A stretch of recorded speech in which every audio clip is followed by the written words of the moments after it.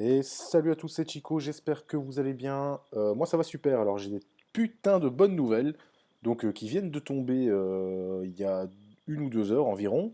Donc voilà, on a enfin des nouvelles infos sur la phase 3, donc un peu plus complète et qui confirme un peu ce que je vous avais déjà dit concernant la phase 3 de SnowRunner qui devrait arriver courant février. C'est bien confirmé, ça arrivera donc en février. Alors qu'est-ce qu'on apprend ici? On nous dit en gros en bravant les deux cartes de 4 km² de Greenwoods River et Black Badger Lake, votre mission sera de réparer une station de chargement de train et de dégager les voies ferrées pour remettre en marche les livraisons de... Oula, ça je connais pas trop le mot, moi j'irais de grumes, quelque chose comme ça. Donc en gros, à mon avis, pour remettre en marche les livraisons avec les trains. Pour ce faire, vous devrez alimenter des installations inactives en pleine nature à l'aide de remorques de groupes électrogènes spéciales dont le nombre est limité. Donc on ne pourra pas faire n'importe quoi avec ces remorques. Alors, assurez-vous de planifier vos itinéraires, votre équipement à l'avance, car le Wisconsin peut être impitoyable pour les non préparés. Donc en gros, les débutants, ne commencez pas par la phase 3. Je pense qu'il vaut mieux vous entraîner sur les premières maps qu'on a. Donc Michigan, Alaska, Yukon, Lac Covd. Passez par là, faites pas les choses dans le désordre, sinon vous risquez un petit peu de galérer. Alors, aperçu du contenu de la saison 3. Donc, on aura une région du Wisconsin qui fait partie des États-Unis avec deux grandes cartes de 4 km². 4 km², on est quand même sur de la map assez correcte. Franchement, en camion, à galérer, je pense que ça va pas se faire en 2 minutes, ne vous inquiétez pas. Donc ce sera Greenwoods River plus Black Badger Lake. Alors, il y aura une journalisation du gameplay, y compris la journalisation des contrats sur les cartes précédentes.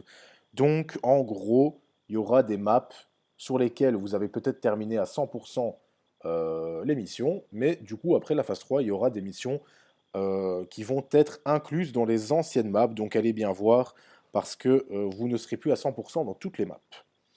Donc, on aura trois nouveaux véhicules, ça on les connaît, International, le Pacifique et le 45-318. Alors, on aura des nouveaux skins de véhicules et des éléments de personnalisation. Ça, personnellement, je pense qu'on s'en fout un peu tous. Des skins, c'est pas ce qui nous importe le plus. De nouveaux modules complémentaires, comme je vous l'avais montré dans la première vidéo de la phase 3, notamment l'espèce de petite remorque avec juste deux roues qui permettait de charger du bois. Mais pour ça, allez peut-être voir l'ancienne vidéo que je vous ai déjà faite. On aura donc deux types de pinces. Donc voilà, il y aura de nouveaux modules, dont deux nouvelles grues à mon avis avec des pinces. Alors, on aura des nouvelles missions sur les cartes précédentes et on aura de nouveaux éléments de personnalisation, y compris des rideaux pour mettre dans les camions. Ça, je vous l'avais montré aussi. C'est pareil, on s'en fout un petit peu. Donc ils disent qu'ils veulent viser actuellement une sortie en février pour la saison 3. Bon, en tout cas, ils y travaillent, donc normalement, ça devrait le faire. Alors, mise à jour des problèmes connus récents. Alors, attendez un petit instant. Ouais, ok, d'accord.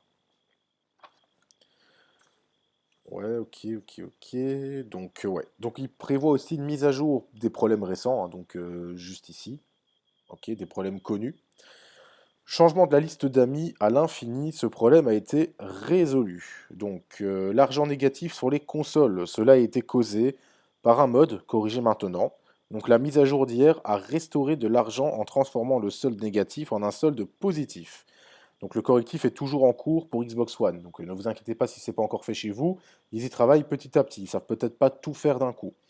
Alors, bug de la cabine de la mission Yukon. La mission nécessitait 10 ou 15 cabines, ce qui aurait dû être 2 ou 3. Donc à la base, ça devait être 2 ou 3 cabines, et en fait, on vous en demandait 10 ou 15. Je ne sais pas parce que je ne suis pas encore passé par cette mission. Donc cela a été corrigé maintenant aussi, mais vous devez peut-être redémarrer la mission pour qu'elle prenne effet. Donc, si tu es encore en galère avec tes 10 ou 15 cabines, la seule solution que tu as en gros pour avoir que ces 2 ou 3 cabines à placer finalement, tu dois te retaper la mission, donc la recommencer. Alors je sais pas si tu es chaud de le faire, à mon avis ça va en freiner plus d'un, mais si tu galères trop, tu sais ce qu'il te reste à faire. Donc cela a été corrigé maintenant, mais vous devrez peut-être redémarrer la mission pour qu'elle prenne effet. Ok. Véhicule perdu sur le pic du Gros Saumon. L'équipe a trouvé une solution pour s'assurer que cela ne se reproduira plus. Il n'est malheureusement pas possible de restaurer les véhicules perdus. Toutes nos excuses aux personnes concernées. Avant de signaler un bug, veuillez consulter la liste des problèmes connus afin que nous puissions éviter plusieurs problèmes similaires. Donc en gros, si tu constates un bug dans le jeu, ne va pas leur faire un mail ou un courrier directement, va plutôt voir si quelqu'un l'a déjà signalé, parce qu'en gros, ce qu'ils veulent dire, c'est qu'ils prennent en compte chaque message. Ça veut dire qu'à chaque fois qu'ils vont lire le problème des véhicules qui disparaissaient dans le pic du Gros Saumon, enfin du vieux ou du Gros Saumon, je sais plus quoi, en gros, ils perdent du temps. Donc, vérifiez bien quand même que ce sont des problèmes qui n'ont pas déjà été signalés. Si ça l'a déjà été, inutile de le resignaler, ça sert à rien. Alors, attends, j'étais où? Ouais, ouais, ouais, ouais. Pam, pam, pam. Donc, voilà, ok. Ce qui ralentit du coup la vitesse à laquelle nous pouvons répondre et recueillir les informations nécessaires pour les corriger. Alors, révision des récompenses mode. À partir de janvier, nous apportons de gros changements aux récompenses mensuelles des modes. Au lieu que les gagnants soient choisis en fonction du nombre d'abonnés, une équipe de développeurs Saber choisira leurs 5 modes préférés chaque mois, un pour chacune des 5 catégories. Nous pensons qu'il s'agit d'un système plus simple et plus équitable qui se traduira par une plus grande variété de gagnants chaque mois. Parce que c'est clair que si on suit actuellement leur mode de sélection, je pense que JBE a dû se faire des couilles en or pour l'instant. Et donc en gros, ça doit être le seul à gagner un peu de thunes. Donc, modèle de véhicule, les développeurs choisiront le mode qui a le modèle le plus impressionnant. Au niveau de l'expérience de conduite, les développeurs choisiront ce qui se démarque en termes de satisfaction à conduire, que ce soit en raison de l'authenticité ou simplement du plaisir. Alors, en... Attends, hein. Voilà. 3. Conception de la carte. Les développeurs choisiront des cartes en fonction de leur conception, y compris les tâches, les missions, le flux et la sensation de jouer. En 4. L'environnement de la carte. Les développeurs choisiront des cartes en fonction des environnements les plus impressionnants, détaillés et esthétiques. Donc évidemment, ils vont plus nous mettre de la merde sur les modes, ils vont vraiment être un peu plus à l'affût et faire plus attention à ce qu'ils vont nous sortir. Alors en 5, unique, ok. C'est le plus étrange. Ouais, effectivement, c'est vrai que le titre laisse un peu à désirer. Donc des modes qui repoussent les limites des attentes, point pour l'originalité, l'innovation, l'unicité et le plaisir. En gros, c'est là que vont les camions de poulpes géants violets. Ouais, donc en gros, ce mode n'a pas été très apprécié. Alors, mise à jour hebdomadaire des modes de console. Nous comprenons que beaucoup d'entre vous souhaitent plus de stabilité sur les modes à venir sur console. Donc à partir de cette semaine, nous publierons une liste de tous les modes arrivés sur console au cours des 7 derniers jours.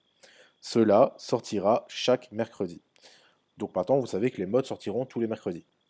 Ok. Au fil du temps, le taux de nouveaux modes arrivant sur la console ralentira et nous adapterons le taux de ces mises à jour en fonction des circonstances. Ok. Bon, ça n'en dit pas tellement, je trouve, mais on va voir, hein. Alors, nous avons également vu beaucoup d'entre vous demander ce qui est requis pour qu'un mode soit éligible pour être ajouté aux consoles. Nous allons donc ajouter une liste d'exigences dans un message de forum dédié que vous pouvez utiliser comme référence à cet effet. Donc ceux qui veulent se renseigner sur ce qui fait qu'un mode peut ou ne peut pas être pris, sur le forum de SnowRunner, vous pourrez trouver certaines de ces règles. D'ici là, il est important de clarifier un point important. Les mods avec des véhicules de marque ne peuvent pas être pris en compte pour des raisons, pas sur les consoles, pour des raisons légales. L'exception à cette règle concerne les véhicules de marque qui sont déjà dans SnowRunner. Donc en gros, les marques de véhicules qu'ils utilisent déjà, Voron, Freightliner, je sais pas moi, le Taiga, le Western Star, sont des véhicules pour les marques pour lesquelles ils ont les droits, mais si vous voulez du véhicule, enfin du camion Mercedes dans vos modes console, en gros, ils ne peuvent pas pour des raisons légales, donc ce qu'ils n'ont pas autorité là-dessus, ils n'ont pas les droits pour les mettre. Donc nous espérons que vous êtes tous enthousiastes par ces nouvelles annonces. Veuillez nous faire savoir, hop, veuillez nous faire savoir dans les commentaires ce que vous en pensez. Nous sommes constamment étonnés par la qualité et la quantité de modes que nous voyons, alors continuez comme ça. Nous tenons également à tous vous remercier, tous pour vos commentaires. Même si nous ne pouvons pas agir sur tout, nous voyons tout et cela et l'apprécions énormément. Cela nous l'apprécions énormément. Donc en gros, ils voient tous nos commentaires et ils répondent pas parce qu'ils n'ont pas le temps. Donc, je pense que c'est assez intéressant comme mise à jour. Maintenant, je m'attendais peut-être à un peu plus d'infos. On n'a pas encore de date exacte, mais au moins, on se doute que ça va arriver d'ici courant février, ce qui est quand même une très bonne chose. En attendant, j'espère que ces nouvelles infos te donneront envie et te donneront la motivation d'attendre jusque-là. La phase 3 est en train d'arriver.